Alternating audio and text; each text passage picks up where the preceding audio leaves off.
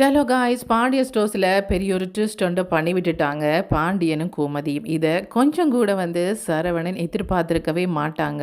ஆனால் அப்படி ஒரு சம்பவம் தான் அந்த வீட்டில் நடக்குதுன்றே சொல்லலாம். பாண்டியன் என்ன சொல்கிறாங்கன்னு சொன்னால், இங்கே பாரு கோமதி, மயில் ப்ரெக்னெண்ட்டாக இருக்கிறாங்க என்ற விஷயம் தெரிஞ்சதுக்கப்புறமாவும் இந்த வீட்டுக்கு அழைச்சிட்டு வராமல் பேசாமல் இருக்கிறது அவ்வளவு நல்லதில்லை என்ற மாதிரி சொல்கிறாங்க. ஊரில் இருக்கிறவங்க என்ன நினைப்பாங்க, அந்த பொண்ணை திரத்தி விட்டுட்டு நிம்மதியாக இருக்கிறாங்க என்ற மாதிரி நினைக்கிறாங்க. இங்கே பாரு, அவங்க தன்னுடைய வீட்டில் இருந்தாலும் பரவாயில்லை, அவங்க எங்கேயோ வேலைக்கு போய்த்தான் தனக்கு தேவையானதெல்லாம் வாங்குறாங்க. சரவணன் அவங்களோட வாழ்க்கை செலவுக்கு கூட எதுவுமே கொடுக்கறதில்ல.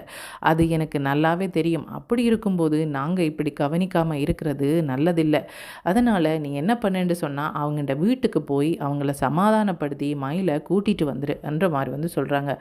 என்னங்க, அவங்க வீட்டுக்கு வரும்போது சரவணன் அடிச்சிட்டான். நானுமே நிறைய பேசிட்டேன். எனக்கு இப்படியெல்லாம் நடந்ததுண்டு கொஞ்சம் கூட தெரியாது. அவன் கொஞ்சம் கூட எனக்கு தெரிஞ்ச மாதிரி நடந்து கொள்ளலை. ஏன் இந்த மீனா கூட இவ்வளவு தெரிஞ்சு கூட ஒன்றுமே சொல்லாமல் இருந்துட்டா. இப்போ எல்லாம் முடிஞ்சதுக்கப்புறமா தான் சொல்கிறா. எனக்கு எப்படி அந்த வீட்டுக்கு போகிறேன்டே தெரியலை, பயமாக இருக்குது. நாங்கள் அவங்களுக்கு இந்த வீட்டுக்கு வரும்போது எப்படியெல்லாம் அவமானப்படுத்தியிருப்போம்.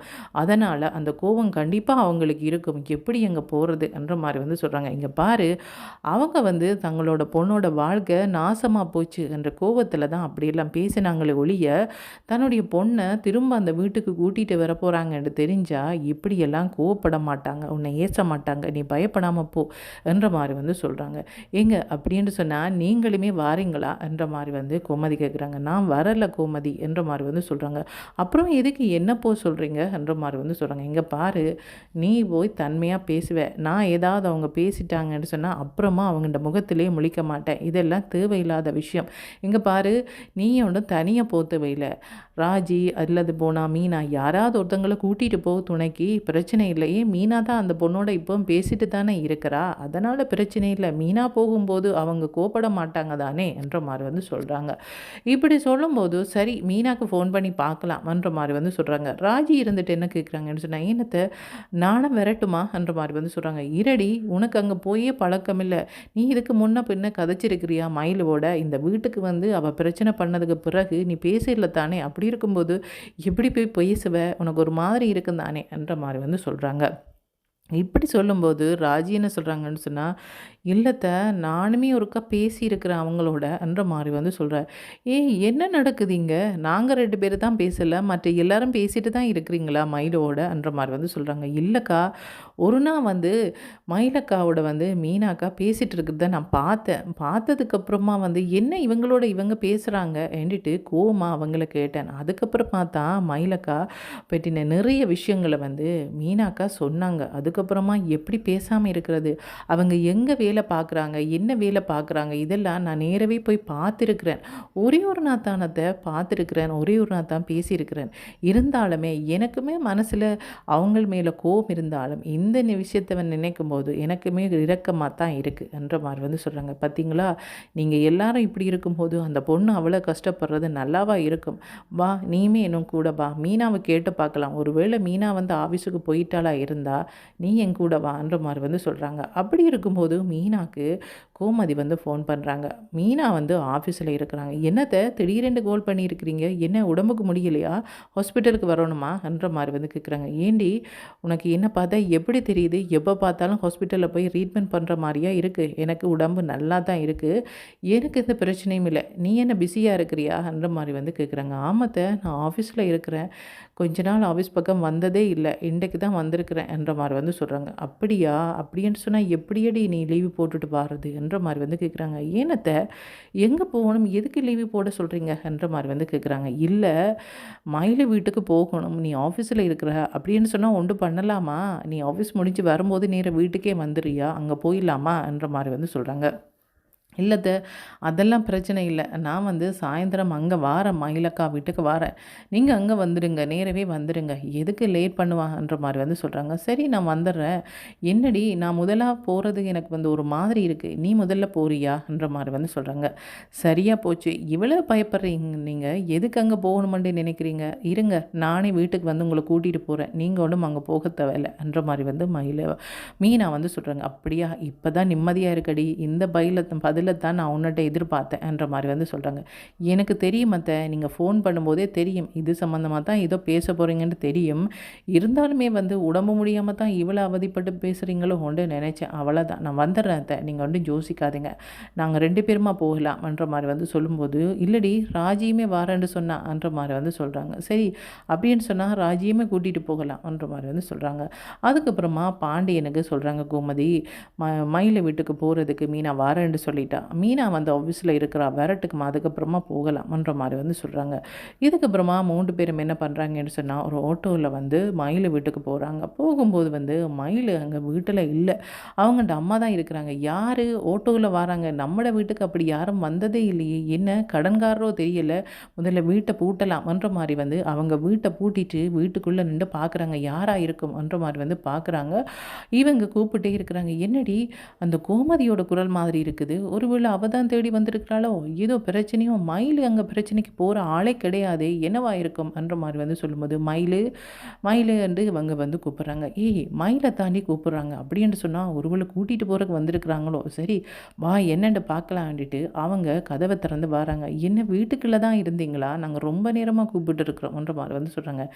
இல்லைங்க, எங்களோட வீடு இருக்கிற நிலைமையில் நிறைய கடன்காரங்க வந்து பேசிட்டு போவாங்க, எதுக்கு அவங்கள்ட்ட ஏச்சுவாங்க அப்படின்ட்டு வீட்டை பூட்டிகிட்டு இருக்கிறோம், அவ்வளோதான். உங்களுக்கு தான் தெரியுமே எங்களோட குடும்ப நிலவரம், எப்போ மயில் இந்த வீட்டுக்கு வந்ததோ அண்டையில் இருந்து இந்த வீடும் படாத பாடுபடுது, ஏற்கனவே நாங்கள் ரொம்ப வந்து கஷ்டத்தில் இருக்கிறோம், இதில் வேறு அவள் வேறு வந்திருக்கிறான்ற மாதிரி வந்து சொல்கிறாங்க.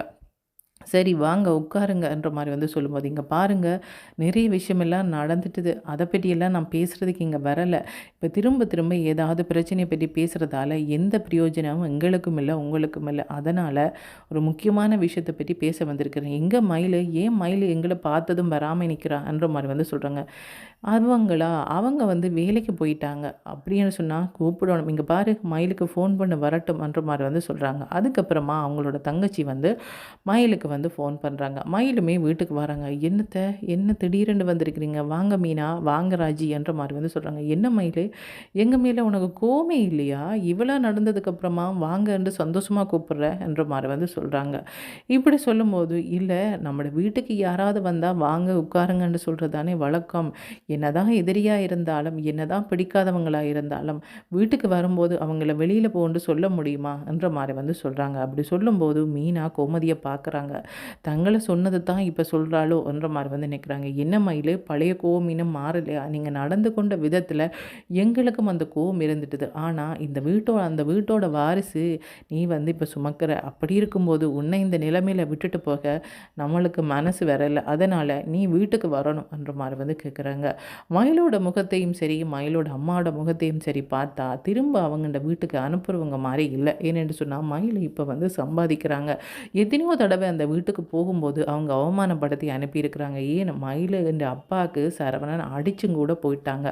அதுக்கப்புறமா அந்த வீட்டில் போய் இப்படியெல்லாம் கேட்டுட்டு இருக்கிறது நல்லா இல்லைன்னுட்டு மயில் தண்டை வேலையை பார்க்க வலிக்கிட்டாங்க. ஆனால் இவங்க இவ்வளவு தூரம் மாறிட்டாங்கன்றது வந்து கோமதிக்கு தெரியாது. கோமதி கேட்கும்போது வந்து மயில் வேண்டா வெறுப்பாக தான் பார்க்குறாங்க. எதுக்கு இவங்க வீட்டுக்கு வந்தாங்கன்னு சொல்லி அவங்கள வரவேற்றா இவங்க என்ன வர சொல்லி கேட்குறாங்களே, அந்த வீட்டுக்கு எதுக்கு நான் போகணும், இவ்வளவு நடந்ததுக்கப்புறமா உண்மையிலேயே என்ன கூப்பிடணும்னு சொன்னால் சரவணன் மாமா தானே வந்து கூப்பிடணும், அவங்க வரலையே என்ற மாதிரி வந்து இவங்க கேட்குறாங்க. இப்படி இருக்கும்போது வந்து சரவணனுக்கு வந்து மயில் வந்து ப்ரெக்னெண்ட்டாக இருக்கிறத நினச்சி ஒரே பயம். அதே நேரம் வந்து எங்கள் அஞ்சலியை தான் பிரிஞ்சுட்டு வேணும்னு நினைக்கிறாங்க. அஞ்சலியை தான் லவ் பண்ணல என்ற மாதிரி தான் வந்து பாண்டியனுக்கு சொல்லி வச்சுருக்கிறாங்க. ஆனால் இவங்க அஞ்சலியை லவ் பண்ணுறாங்க, பொய்யாத்தான் வந்து சொல்லியிருக்கிறாங்க. அஞ்சலியும் வந்து லவ் பண்ணுறாங்க. இப்போ வந்து இந்த விஷயத்தை வந்து அஞ்சலிக்கு வந்து சொல்கிறாங்க. வீட்டில் தனக்கு அடிச்சிட்டாங்க, மயில் வந்து ப்ரெக்னெண்ட் ஆகிருக்கிறாங்க. இந்த விஷயத்தை சொன்னோன்னு வந்து அஞ்சலி கேட்குறாங்கன்னு சொன்னால் இதே ஒரு காரணம் காட்டி உங்களையும் என்னையும் பிரிச்சிருவாங்கன்ற மாதிரி வந்து சொல்கிறாங்க. அதுக்கு வாய்ப்பே இல்லை அஞ்சலி, நீ அதை நினச்செல்லாம் பயப்படவே வேண்டாம். இங்கே பாரு, உனக்கு ஒரு வேளை பயம் இருந்தால் நான் சத்தியம் பண்ணுறேன், நான் வந்து கடைசி வரையும் மயிலுவை திரும்ப அந்த வீட்டுக்கு கூட்டிகிட்டு வரவே மாட்டேன், உன்னை தான் கல்யாணம் பண்ணுவேன். வேணுமென்னு சொன்னால் அந்த பையனுக்கு அவங்களுக்கு பிறக்க போகிற குழந்தைக்கு தேவையான உதவியெல்லாம் நான் பண்ணுவேனே ஒழிய அவளை திரும்ப அந்த வீட்டுக்கு கூட்டிகிட்டு வர மாட்டேன்ற மாதிரி இவங்க சொல்கிறாங்க. இப்ப கோமதி வந்து மயிலுவ கூட்டிட்டு வேற போயிருக்கிறாங்க. கூட்டிட்டு வந்தா சரவணன் சேர்ந்து வாழுவங்கன்னு நினைக்கிறாங்க. ஆனா, சரவணனுக்கும் அஞ்சலிய கல்யாணம் பண்ணணுமென்ற விருப்பம் இருக்கு. இது வந்து மயிலுக்கு நல்லா தெரியும். அதனால மயிலு அந்த வீட்டுக்கு வர விரும்பல. கோமதியும் அந்த வீட்டுக்கு வர சொல்லி நிக்கிறாங்க. அதே மாரி வந்து சரவணன கேட்டா, மயிலுவ போய் கூட்டிட்டு வான்னு கேட்டா, இல்ல நான் கூட்டிட்டு வரமாட்டேன்ற மாரி வந்து நிக்கிறாங்க. இப்ப வந்து பாண்டியனுக்கு ஒரு சந்தேகம் வருது. அப்படின்னு சொன்னா, "நீ அந்த அஞ்சலி என்ற பொண்ண லவ் பண்ணயிலேருந்து எனக்கு பொய் சொல்லியிருக்கிற. உண்மையாவே நீ லவ் பண்ணுறபடியே தான் மயிலுவ நீ திரும்ப கூட்டிட்டு வர மாட்டேன்னு சொல்கிறேன். இங்கே பாரு, ஒரு விஷயத்த மட்டும் கேட்டுக்கொள்ளு. எப்போ தான் இருந்தாலும் மயிலு தான் இந்த வீட்டோட மருமகள். நீ யாரையாவது கல்யாணம் பண்ணிட்டு வந்தா இந்த வீட்டில் ஒரு நிமிஷம் கூட இருக்க விட மாட்டேன்ற மாதிரி வந்து பாண்டியன் வந்து சொல்கிறாங்க. இதுக்கப்புறமா வந்து சரவணன் என்ன முடிவெடுக்க போகிறாங்க? மனசு மாறி மயிலுவ போய் கூட்டிகிட்டு வர போகிறாங்களா? இல்லையென்று சொல்லி திரும்பவுமே வந்து அஞ்சலியோட தான் பேசிகிட்டு இருக்க போகிறாங்களா? என்ன நடக்க போகுதுன்றத காய்ஸ் வெயிட் பண்ணி தான் பார்க்கணும். ஓகே, தேங்க்யூ, பாய்.